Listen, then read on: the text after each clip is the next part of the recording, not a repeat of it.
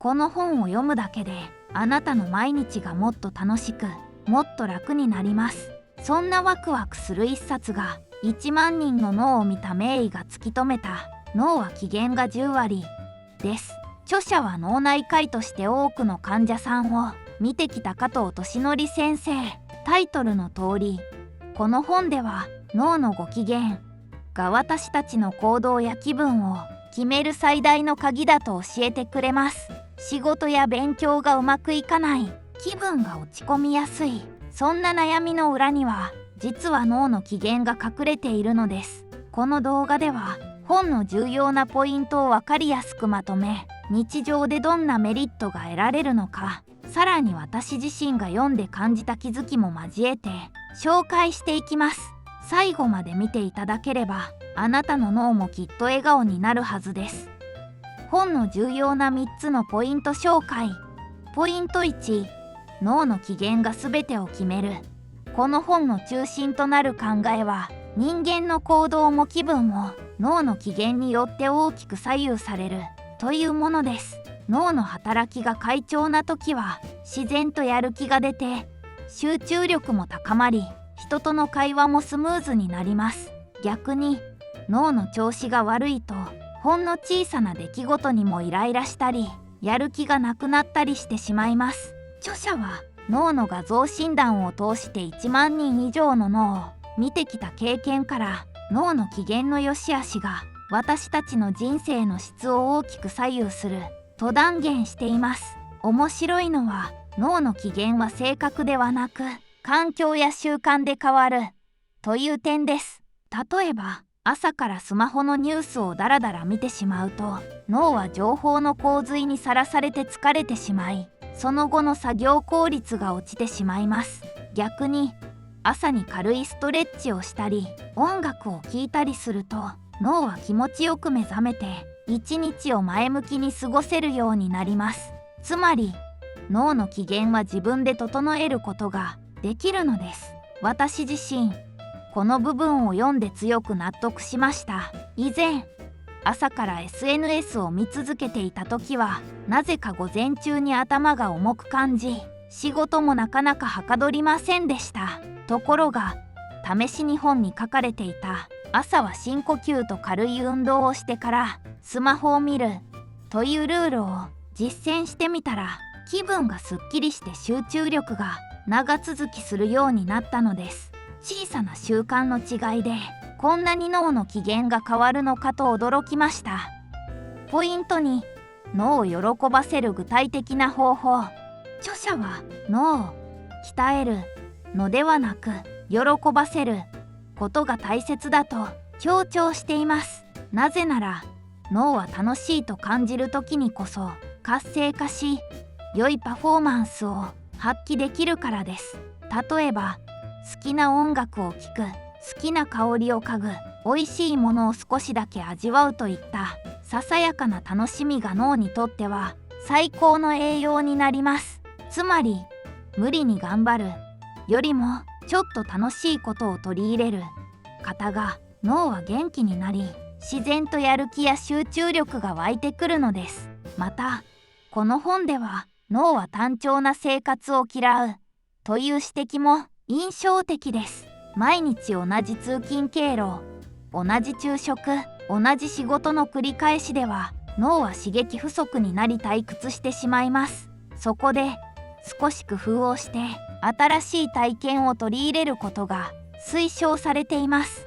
例えば通勤の道を一本変えてみる、普段読まないジャンルの本を手に取ってみる、行ったことのないカフェに寄ってみるなど、小さな変化でも脳にとっては大きな刺激になります。これが脳のご機嫌を整える秘訣なのです。私もこの方法を実際に試してみました。毎日同じコンビニで昼ご飯を買っていたのをやめて、週に数回は新しいお店に行くようにしたところ、不思議と午後の仕事が楽しく感じられるようになりました。新しい発見があると気分がリフレッシュされ、よし、もう一頑張りしよ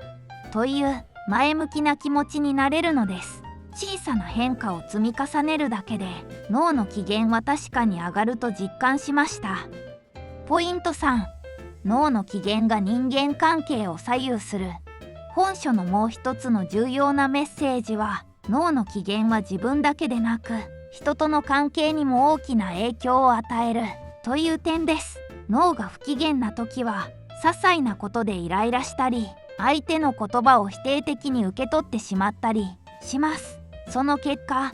人間関係のトラブルが増え、さらにストレスが高まるという悪循環に陥ってしまいます。逆に脳の機嫌が良い時は、相手の言葉を前向きに受け止められ、自然と笑顔や感謝の言葉が出てくるため、人間関係がスムーズになります。著者は、脳のご機嫌を整えることは、自分自身のためだけでなく、周りの人のためにもなる、と述べています。つまり、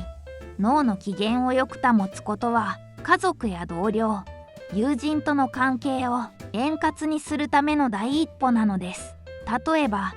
朝に脳をリフレッシュしておくと、出勤時にちょっとしたトラブルに遭遇しても冷静に対応でき、同僚との会話もポジティブに進められるようになります。家庭でも同じで、親の脳が不機嫌だと子供に不安が伝わりやすいですが、機嫌よく接することで安心感を与えることができるのです。私自身も仕事が忙しくて脳が疲れている時、つい家族に冷たい態度をとってしまった経験があります。しかし、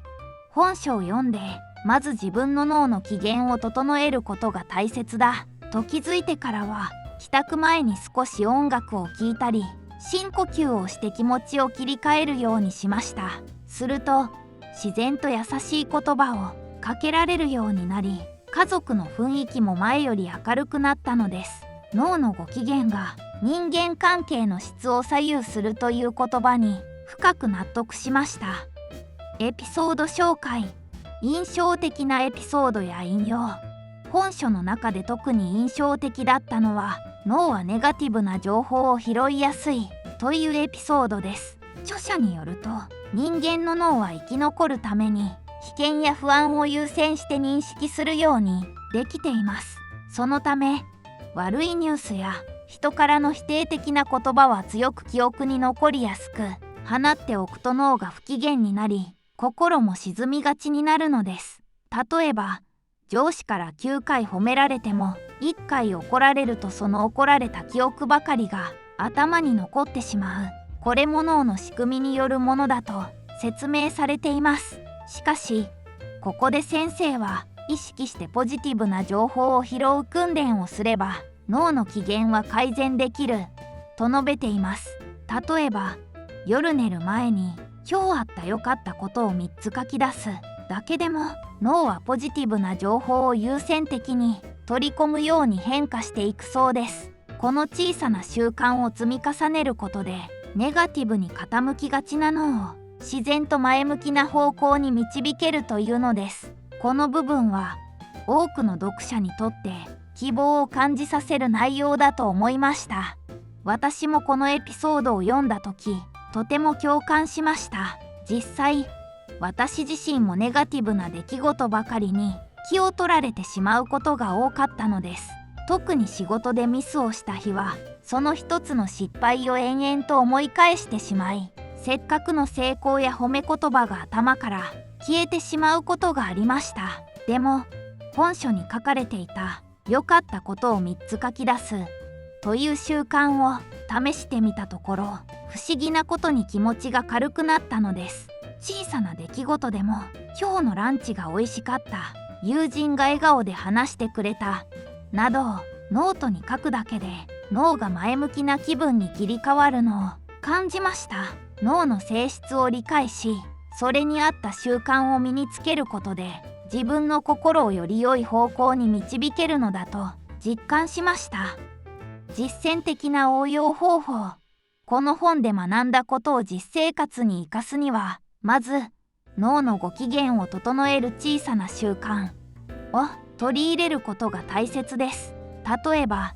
朝起きてすぐにスマホを見る代わりに深呼吸をして外の空気を吸う。あるいは通勤や通学の時にお気に入りの音楽を聴いて気分を上げる。こうした小さな工夫を積み重ねるだけで脳は自然と良い状態に切り替わっていきます。難しいトレーニングや長時間の勉強は必要なく、むしろちょっと気持ちいいことを取り入れるのが効果的なのです。さらに日常の中で変化を作ることも応用のポイントです。いつもと同じルーティンでは脳が退屈してしまい、パフォーマンスが下がってしまいます。そこで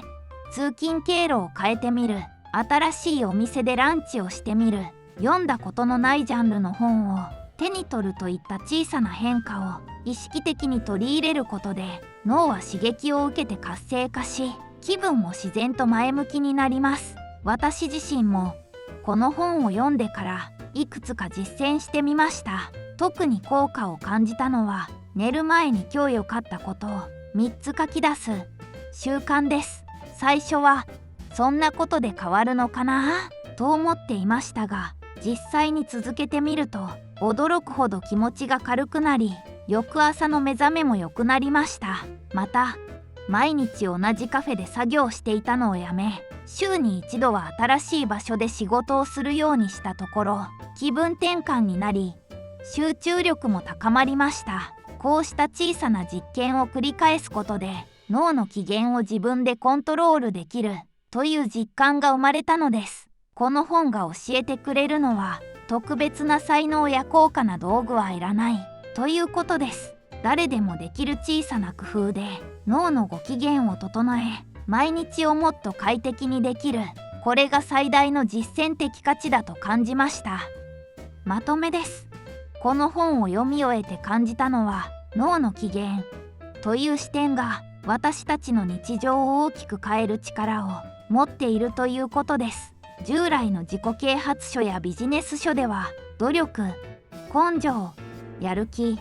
といった言葉が並びがちですが、本書はそうした精神論ではなく、脳の仕組みに基づいてどうすれば気持ちよく行動できるかを具体的に教えてくれます。そのため無理に自分を追い込むのではなく、自然と前向きに取り組めるようになる点が大きな魅力です。特におすすめしたいのは、ストレスを抱えて疲れている人や、毎日の生活がなんとなくつまらないと感じている人です。本書は、脳を変えるのは大げさな努力ではなく、小さな習慣の積み重ねというメッセージを繰り返し伝えており、それが読者に安心感を与えてくれます。例えば、通勤経路を変える、寝る前に良かったことを書き出す、音楽や香りを楽しむといった簡単な方法がたくさん紹介されており、どれもすぐに試すことができます。こうした具体的なアプローチは、多くの人に実用的なヒントを与えてくれるでしょう。私自身も本書を実践してから、脳のご機嫌を意識するだけでこんなに日常が快適になるのかと驚きました。特に家族との会話や仕事の場面で、自分の脳の状態が周りに与える影響の大きさを実感し、まずは自分の脳を笑顔にすることが大事だと心から思えるようになりました。全体を通じて読んでよかったと感じる満足度の高い一冊です。いかがでしたか？今回は1万人の脳を見た名医が突き止めた脳は機嫌が10割をご紹介しました。脳のご機嫌を整えるだけで日常の気分や行動が驚くほど変わるという内容は、とても実践的で多くの人に役立つと思います。大切なのは無理をしないこと、そして